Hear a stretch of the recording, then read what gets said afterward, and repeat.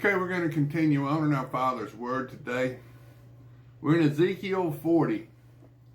Now, Ezekiel 40 through 48, the last 8 chapters of Ezekiel, is about the only place in the Bible you're going to find. It talks about the millennial temple, the dimensions of the millennial temple in 40, 41, and 42, and then it talks about the rules and regulations of if you want to go see a close family member and you're one of God's elect, you got to go through a 7-day tribulation or 7-day ritual cleansing, so you can be back around Jesus Christ again. So you have to go through a 7-day ritual cleansing once you go over to the dark side. Now, there'll be 1,000 years of teaching and preaching by the elect in Jesus Christ, and the full Godhead will return back to earth for the final judgment. Satan will be turned loose for a short season, and then God will do the final judgment, and you either go to the lake of fire or you spend the eternity with God. And see, that's all God wants to know, is what's in your heart, whether you love him or not. And that's what you're going to have 1,000 years of teaching. All those that never had the opportunity to learn God's truth, they'll be taught during the millennium. Now, after 666, that's when the Antichrist, 6 means the time of the Antichrist. 6 trump is a time of the Antichrist. 6 vial. A vial is a largemouth jar. And a seal, it's what you got sealed between your ears. Do you love God, or are you going to follow Satan? 666, then you got 5 full moons, Antichrist pretending to be Jesus over in Jerusalem. And then 777, the real Jesus comes looking for spiritual virgins. 1 Corinthians 15:52. In the twinkle of an eye, at the last trump, the 7th trump. 7 means spiritual completeness. When the real Jesus comes, riding a great white horse, and have 10,000 warrior angels coming with him.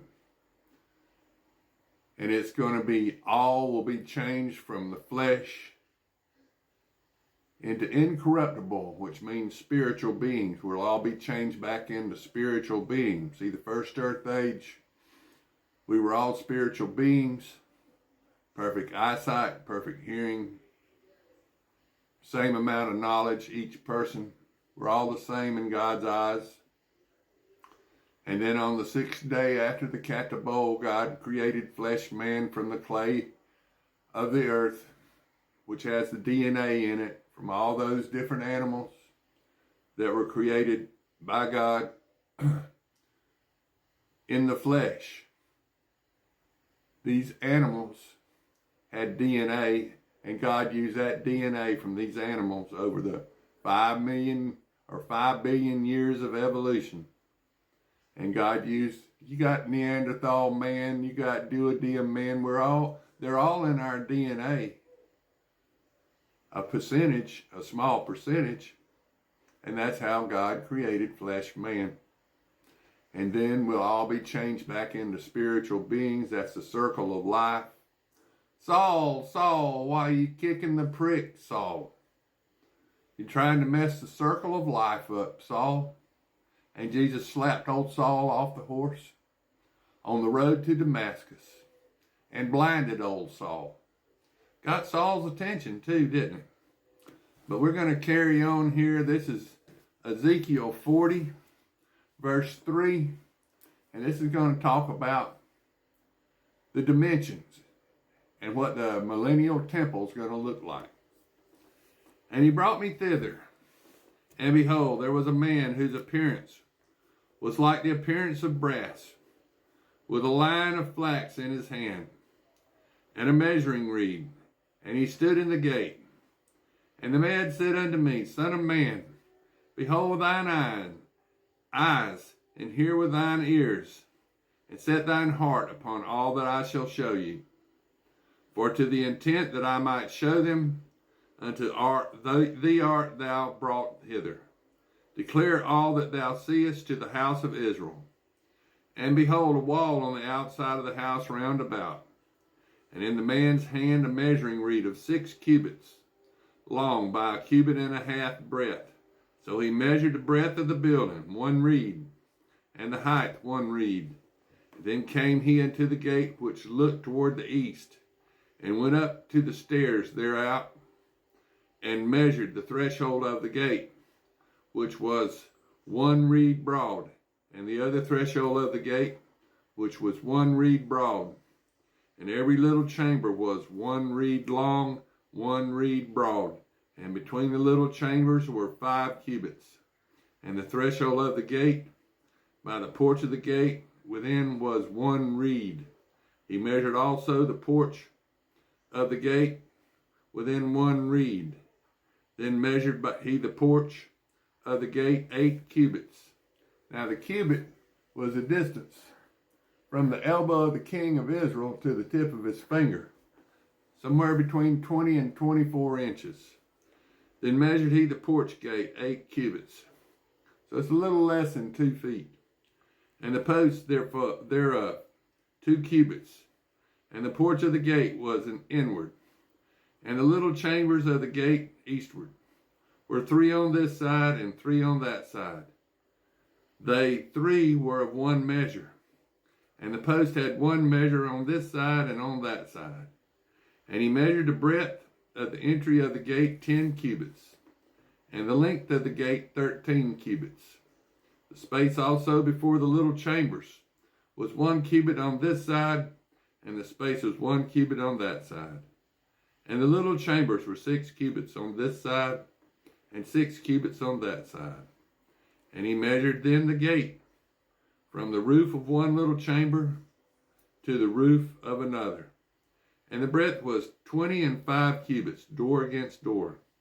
And he also made posts of 80 cubits, even until the post of the court round about the gate, and from the face of the gate to the entrance and to the face of the porch of the inner gate was 50 cubits.